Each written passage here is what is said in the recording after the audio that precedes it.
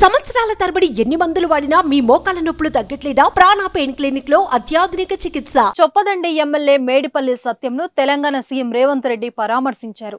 2 రోజుల క్రితం ఎమ్మెల్యే సతీమణి రూపాదేవి ఆత్మహత్య చేసుకోవడంతో అల్వాల్లోని ఎమ్మెల్యే సత్యం నివాసానికి వెళ్లి ఆమె చిత్రపటానికి పూలమాలలు వేసి నివాళులర్పించారు. అనంతరం ఎమ్మెల్యేను ఓదార్చి కుటుంబ సభ్యులకు ధైర్యం చెప్పారు. సీఎం రేవంత్ రెడ్డితో పాటు ప్రభుత్వ విప్ వేములవాడ ఎమ్మెల్యే ఆది శ్రీనివాస్ ఇతర నేతలు మేడిపల్లిని పరామర్శించారు. రేవంత్ రాగానే మేడిపల్లి సత్యం బోరున విలపించారు.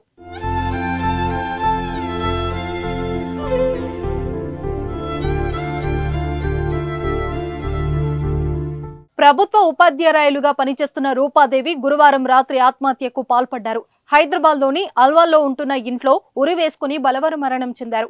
కుటుంబ విభేదాలకు కారణంగా ఆమె చనిపోయారని ప్రచారం జరిగిన కుటుంబ సభ్యులు వాటిని ఖండించారు. భార్యాభర్తల మధ్య ఎలాంటి విభేదాలు లేవని, అనారోగ్య సమస్యలతో రూపాదేవి చనిపోయినట్టు క్లారిటీ ఇచ్చారు. ఎమ్మెల్యే మేడిపల్లి సత్యం రూపాదేవి 10 ఏళ్ల కిందట ప్రేమ వివాహం చేసుకోగా వారికి ఓ పాప, బాబు ఉన్నారు.